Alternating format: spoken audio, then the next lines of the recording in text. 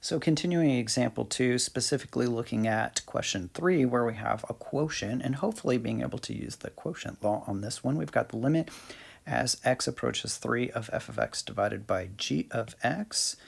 And as I've done before, I need to ensure that the individual limits exist. Not only that the denominator is not 0. So the limit as x approaches 3, f of x divided by g of x. Let's check the individual pieces. The limit as x approaches 3 of the f of x function and the g of x function. Back on the graph, let's see, over here at 3, we've got, so here's 3 on the f of x function. It looks like on both sides it's approaching 0, and the green g of x function, it looks like it's approaching the number 1. So I've got a 0 for the f of x function, and I've got a 1 from the left and the right on the g of x function. That's perfectly okay.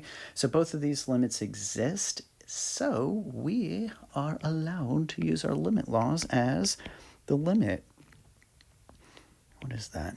Pretty sure it's supposed to be limit as x approaches 3 of f of x divided by the limit as x approaches 3 g of x, and then just divide our two numbers that we got as a 0 divided by 1, which is equal to 0.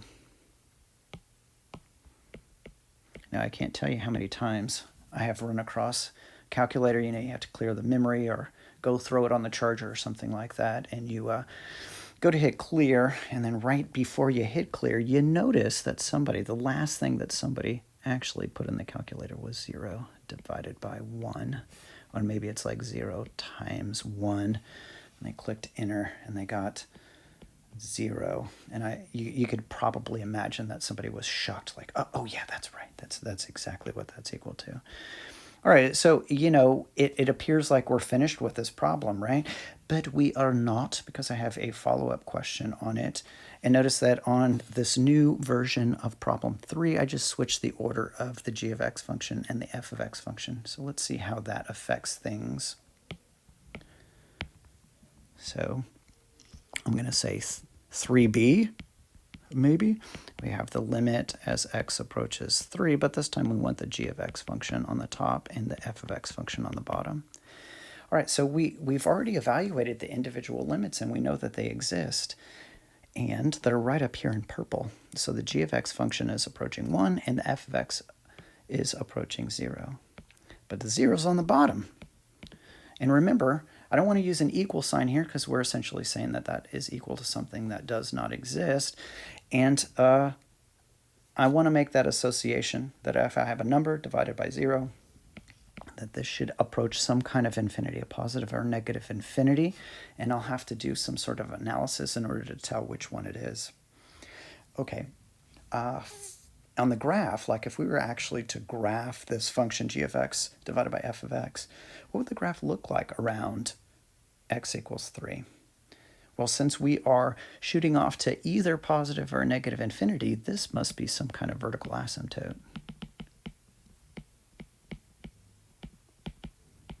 Okay, and so we've seen vertical asymptotes before on graphs, of course, that we could have a portion of the graph which increases without bound, and we could have a portion of the graph which decreases without bound. We need to look on both sides. So here, what we want to do, once again, is look at one-sided limits. So let's do the left side and the right side individually and see what happens. On the left, if I can spell that word, it's hard, left, we've got the limit as x approaches. Now remember, these individual limits exist, so it's perfectly acceptable for me to go like this. So limit as x approaches 3, this is what, from the left? Yes. Of the g of x function over the f of x function. And we know that the top is 1 and the bottom is 0. So what we want to do is just a sign analysis here. We want positive versus negative, right, in order to be able to see which type of infinity that this is going to. So just on the left side, let's go back to our graph here, which I think is down here. On the g of x function, on the left side of 3, it's positive. No matter what, it's positive, right? Because it's way up here above the x-axis. So the g of x function, we have a positive number, and the f of x function on the left side of 3, it's also a positive number, right? Because it's above the x-axis. So it's a positive divided by a positive, implying that this is going to go to positive infinity. So as a matter of fact, I just happened to have drawn this graph correctly. That was right up here. And that is, remember that means that this limit does not exist due to unbounded behavior. Let's try the same thing from the right-hand side. The limit as x approaches 3 from the right-hand side of g of x over f of x. Okay, and again, looking at our graph, and we just want plus versus minus and seeing what happens.